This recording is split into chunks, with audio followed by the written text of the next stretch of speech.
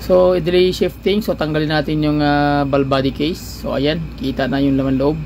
So napakadumi ng kanyang fluid guys. Ang kanyang unit is Suzuki na DA17. So ayan ang kanyang fluid filter, so kailangan baklasin. So ayan, nakita nyo naman na umaagas na yung fluid. So talagang marumi. Yung tanggal natin daming dumi na bakal. Tsaka ito mismo yung kanyang powder grit. Talagang makikita mo ito nagiging cause ng delay shifting. So bakal na yan na nadurog at dumikit mismo sa may magnet. So kailangan talaga siyang matanggal. So kung maglilinis kayo, kailangan talaga tanggalin nyo talaga itong ball body na case para sureable na malinis talaga siya. Okay, so kabit na natin to guys. So okay, pagpalang araw, another client na naman tayo na Suzuki DA17.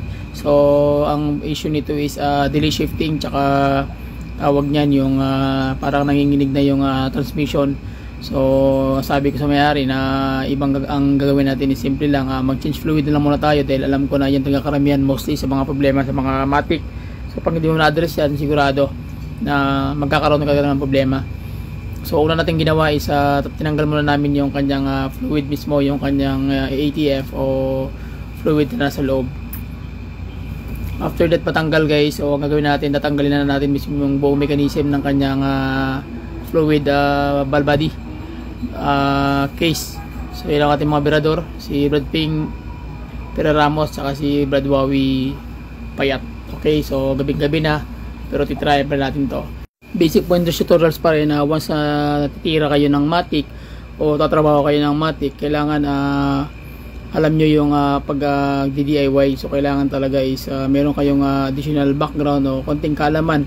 Kung hindi, may mga guide kayo sa pagtatanggal nito. Kailangan mas maganda yung maglalagay kayo ng marking or bibidyohan nyo, pipicturean nyo isa-isa para hindi kayo magkamali, especially sa mga nagtatanong sa akin online kung paano ba daw mag-DIY. So ito po yung mga proseso na pagtanggal po nito. So sa automatic transmission ng DA17, so kailangan po talagang tanggalin nyo mismo yung kanyang takip. Kasi pag hindi nyo tinanggal yung takip, makikita nyo naman na maraming mga powderized metal grit dyan. So especially nasa takip na mismo, nakita nyo naman yung fluid. So yung fluid na yan, dark na po yan. Pero kung sa deep sea ka titingin, pinkish pa yan. So ngayon, tatanggalin na natin yung ATF filter. So washable po ito. Pwede itong linisan o pwede itong hugasan lang mismo ng either fuel na diesel or gasoline. So depende na po sa inyo para hindi na kayo bibili na hinampan na panibagong mga tawag niyan pyesa dahil medyo mahal to at hirap hanapin. So makikita nyo guys, pag tinanggal nyo yung fluid filter, ang mangyayari niyan is meron pang mga reserve na fluid sa loob. So ang mangyayari dyan, pag tinanggal mo yan, kusa lang siyang aawas o ma-drain lang automatic yan. So kailangan nyo linisan yan guys para ma-sureable nyo talaga na wala na siyang matitira pang mga fluid doon sa loob, sa ball body. Kita nyo sobrang dami na fluid na umaagas. So ibig sabihin mga more or less na mga sa 300.3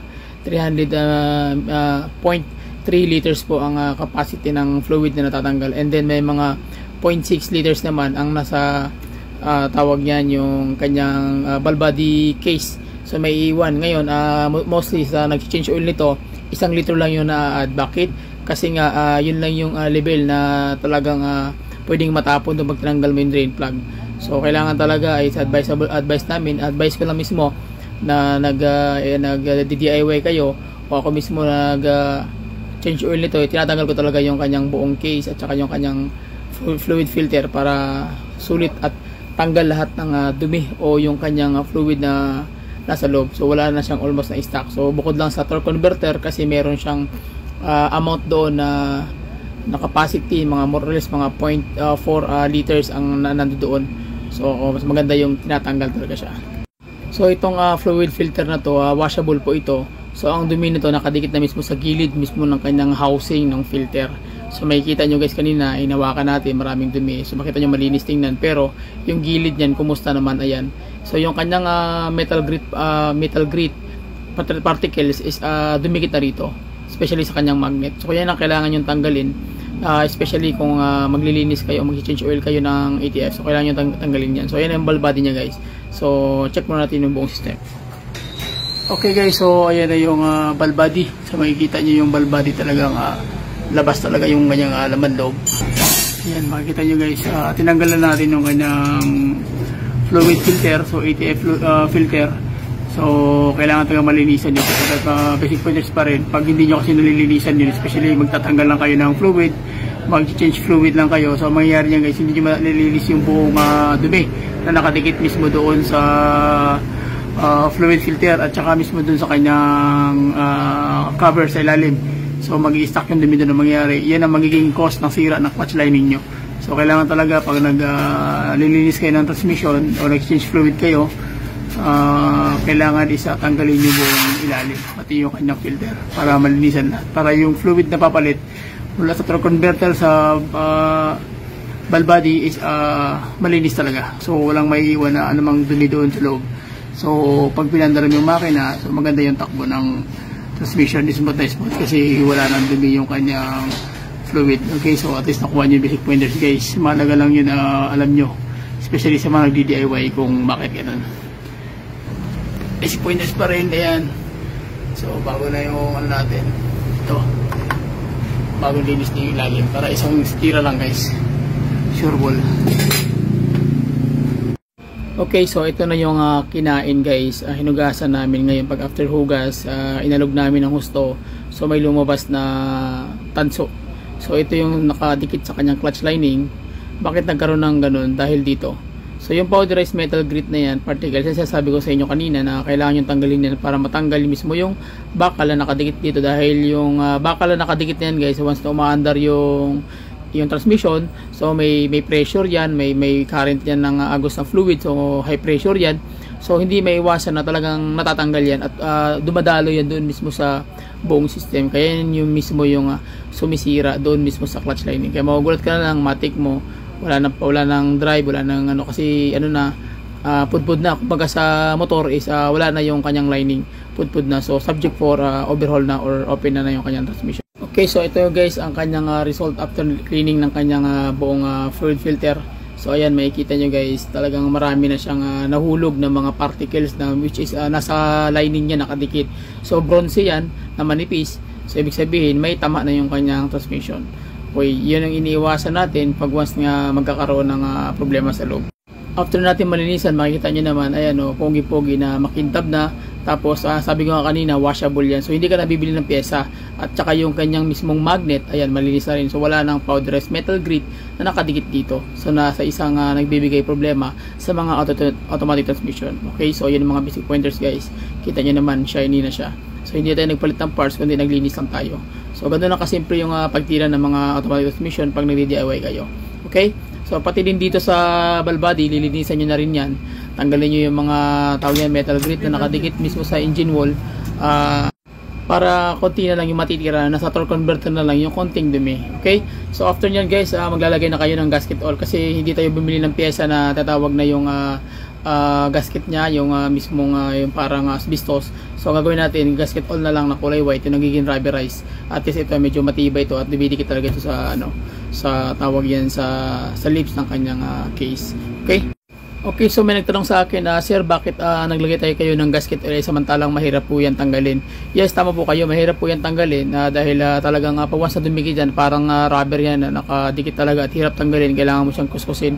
So kailangan mo mag-effort talaga todo. So ang ginagawa natin is yan ang ginagamit namin sapagkat once na magtira ka ng isang makina, so alam mo naman na ikaw yung last touch. So kailangan mong ipulido na lang kali. Kumbaga, alam mo na yung pwedeng palitan mo na dahil once na maglagay ka ng gasket oil, so didikit talaga yan. So kailangan pulido yung gawa mo na hindi na pabalik-balik. Bakit? Para maiwasan yung doble gastos ng may-ari. Kaya kami ginagawa namin dito, talagang pinupulido na natin kung ano yung pwedeng palitan at ano yung dapat gawin na natin. Kasi once na kinabit mo na yan, wag mo sabihin kinabit mo na yan, gumastos ng may-ari ng ilang libo. After that, bubuksan na naman after a few months. So lugi na may-ari, kawawa naman.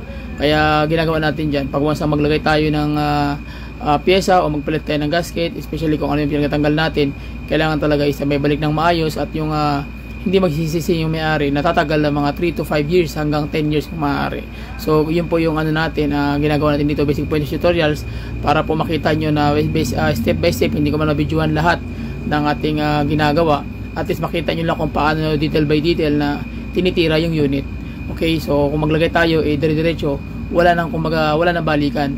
babalik ko sakali, iba namang yung issue ng kanyang unit. Okay, so ayan na guys, kinabit na natin yung kanyang hinugasan natin na ATF fluid filter. So washable po yan sa mga DA, so mostly washable sila. Okay, kasi kung di yan washable, madaling masira yung matic. So kung washable naman, huwag na kayo bibili ng pyesa, at least nakakatipid na kayo. Huhugasan nyo lang yan, tapos pwede nyo nang ibalik, at least malinis na.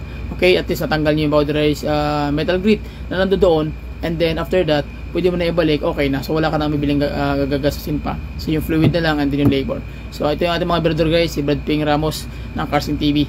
Okay, ito yung ako si Kleng, nagsasalita lang tayo dito, kwento lang tayo dito para at least mabidyoan natin maayos. So ayan na guys, ikakabit na natin lahat. After that, dire-diretso na yan. Pag matakip na yan, dire-diretso na tayo hanggang maglagay ng fluid, and then pagka last part is yung ilalagay natin ng fluid yung kanyang valve body. Okay, so backroll lang tayo guys para okay ang tira. Hindi mo tayo makakonigon mechanic yan. Pag di makaya, dagat. Hindi makaya rin, dire. Pag makaya, pwede na. Hello. What's mechanic? What's mechanic?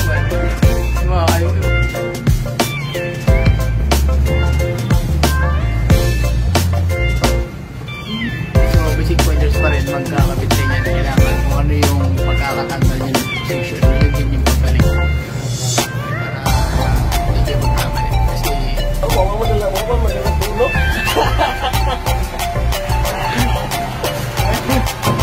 Sabi ko ba, shock my girlfriend, ako video ko friend.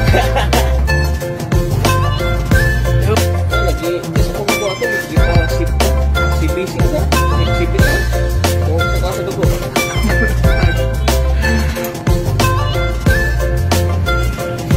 Ang tawa yung mga ako. Nag-ring ka. Gusto ko ano eh.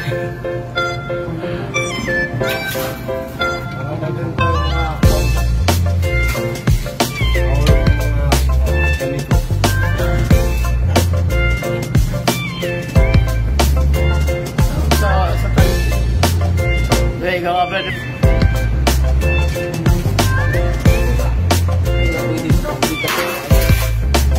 okay na yan.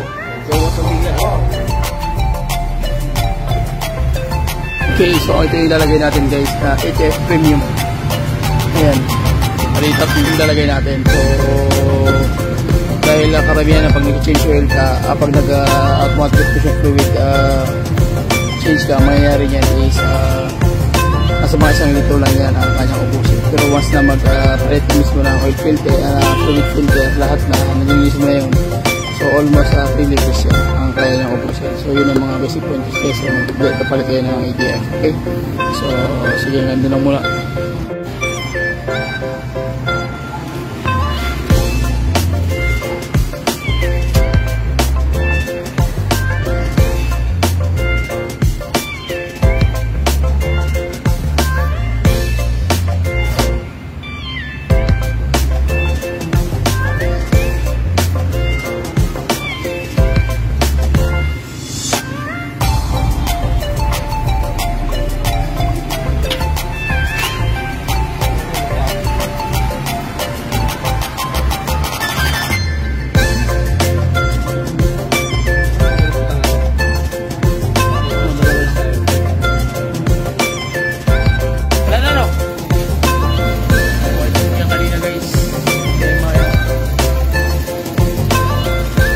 Okay, so ayan na guys, pina-under ko na yung engine.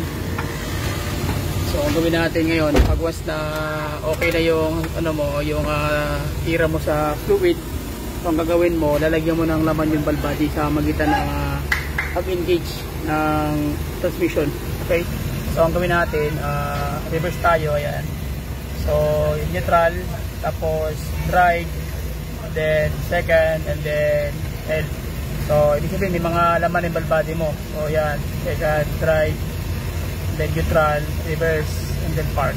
Yan. O, kumagara rin yung ano. So, ganun lang po yung sistema para hindi kayo problema sa tatawag na yung transmission automatic.